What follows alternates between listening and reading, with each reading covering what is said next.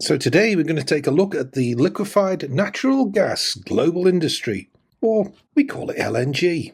So we wanted to summarize the entire LNG supply chain, and here we go. We start off with our offshore gas fields. They could of course be onshore gas fields, and we have a sort of a pipeline system that takes the gas to a central gas processing facility. From there it goes to the liquefaction plant. This is where the liquefied natural gas is cooled right down and pressurized to become a liquid. Then it goes into storage tanks. Finally it gets loaded onto some of these specialist LNG carriers. They're then shipped around the world and they come alongside the LNG terminal, and here the gas is discharged into a receiving terminal and then into a regasification plant. From there, the liquid is turned back into a gas, and off it goes into pipelines, or it's converted through turbines into electrical power and sent through the grid. A short explanation of what LNG is all about. To convert methane from a gas to a liquid, we need to cool it down to some minus 162 degrees Celsius or 259.6 degrees Fahrenheit, and then it's transported by these specialist ships all around the world. Now, the largest of these ships can carry 250,000 cubic meters of liquefied natural gas. If we take a look at where the LNG producers are on this graph here, Qatar is a very, very significant producer, and we'll look at that and the USA and Australia in coming slides. Russia has grown over the years as being a significant producer, and as the Arctic passageways open up, it's likely that it'll contribute even more in the future. This is data from IHS Markit, now better known as S&P Global. This is the 2024 LNG global export routes. One of the main routes here is from the Middle East, from Qatar, and it goes across through the Malacca Straits and across into Southeast Asia, various markets there. Another very well used route or export route is from the northwest shelf of Australia, and indeed the north coast of Australia, and that too is delivering into Southeast Asia. From the Gulf Coast here in the USA, a lot of LNG is moved through the Panama Canal all the way over towards the Middle East, and this year anticipate the LNG Canada is actually going to open up here on the Pacific coast of Canada, and that too is targeting markets in the Far East. There is some local trade here going into Northwest Europe, but they are the major routes in 2024. So let's take a quick look at the top 3 LNG producers. They are Qatar, the United States and Australia. Starting with Qatar. Now here we can see on this map is Qatar, this peninsula that sticks out into the Persian Gulf, the big field here, North Field or North Dome Field, and across the border into Iran it's known as South Pars. This is the biggest gas field in the world, and it's one that we've done a video on exclusively about the field. In more detail, you can see that Qatar plans to actually double its LNG output from 77 million metric tons per annum to 160 metric tons per annum by 2030. The field here stretches from just about onshore Qatar right across to the median line here with Iran, and on the other side it's known as the South Pars field. Now turning to the USA. The US export terminals, well, they tend to be concentrated on the Texas coast and across Louisiana here, all the way down to the sort of the Mississippi Delta region. There are a couple of export locations here on the East Coast, tend to export towards Europe. Now, one of the primary reasons for there being so many LNG terminals on the Gulf Coast is down to the Permian Basin, which has been a very, very prolific producer of gas in the last couple of decades. Really opened it up, and there's huge excess production of gas, which can now be exported. Well, it's an amazing concentration of terminals that are located here along Lake Charles waterway, 4 at the towards the mouth of it, and 4 inland at the top end of this lake here. Nearly all of these have been built and are now in production. If we take a look at the USA LNG production, this was a study put together by EIA, and it's dated by the looks of things in 2022. In January 2016, there wasn't really any export. There was no liquefaction plants and there was no export. But first off, we see Sabine Pass, and then this is a couple on the east coast, Cove Point and Elba Island, but the rest all on the Gulf Coast. You can see how it's ramped up over the years. By January 2026, it's anticipated we might have as much as 20 billion cubic feet of gas liquefied each day.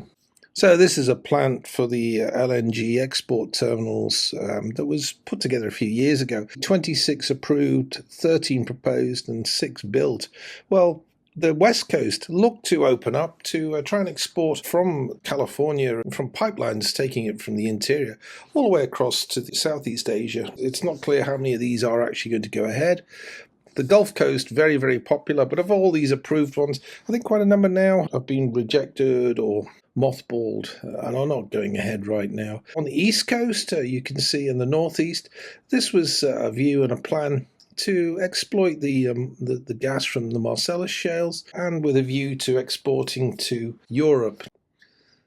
In looking at Australia, well, you can see the terminals here. On the northwest shelf of Australia, these are the very, very largest of the LNG plants. Some up on the Northern Territory and likewise in Queensland. Now, the Queenslands, these are for the coal bed and methane.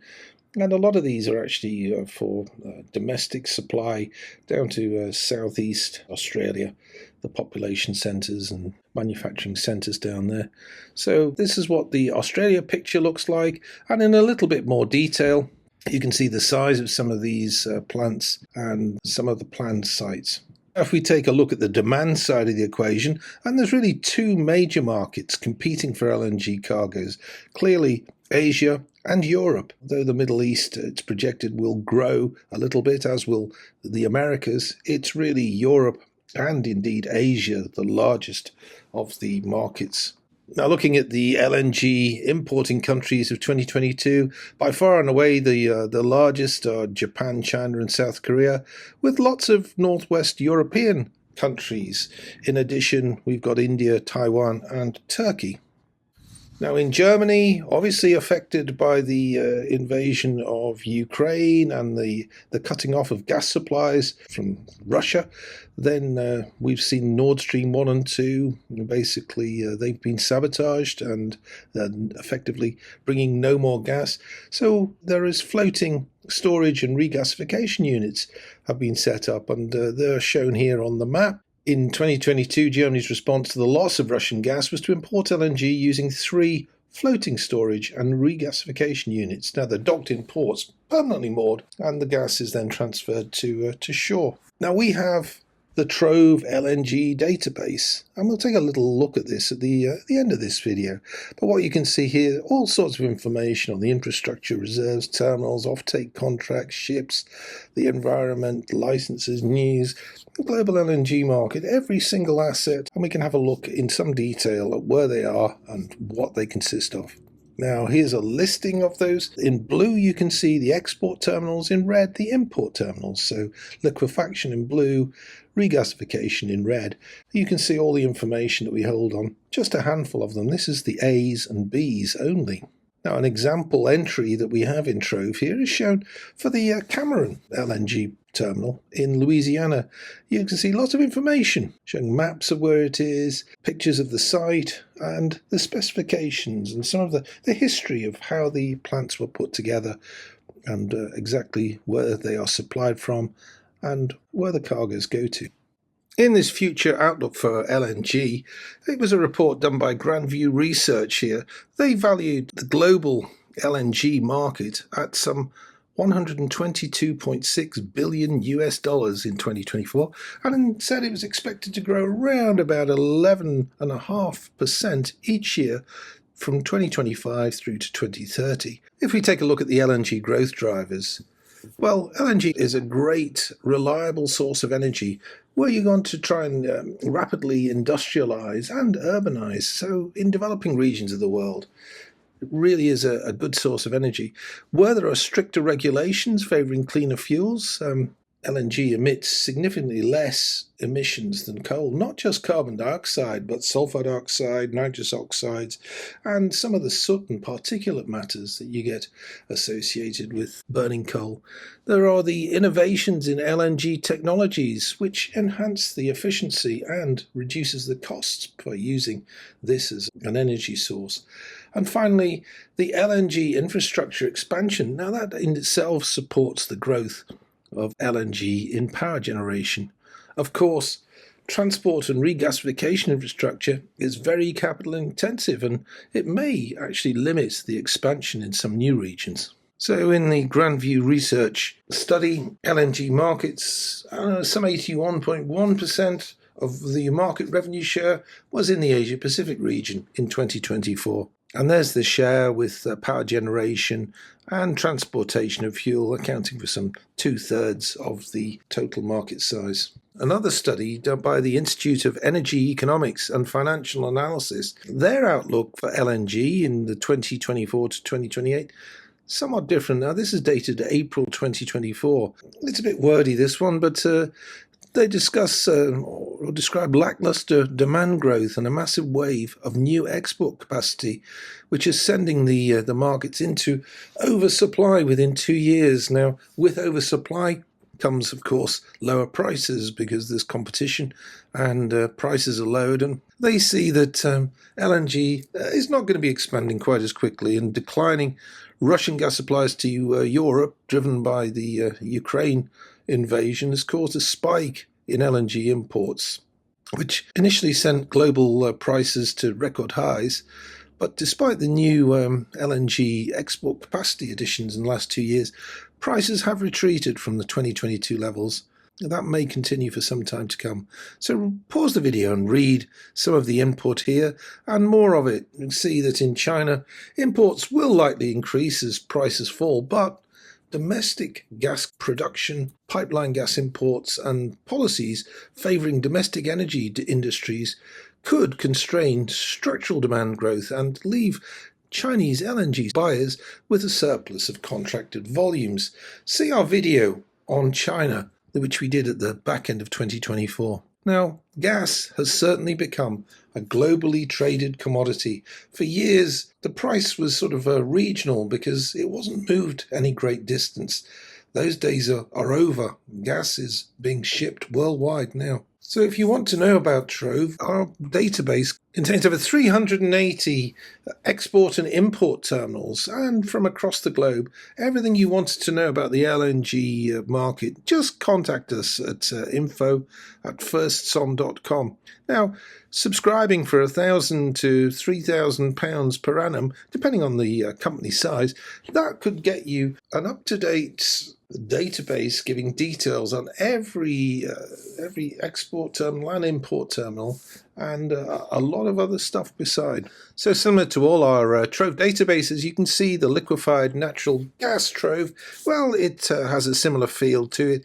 We've got all these buttons we can click on here and go to information. By far and away, the main source is in here, where we can see all of the listed liquefaction or regasification.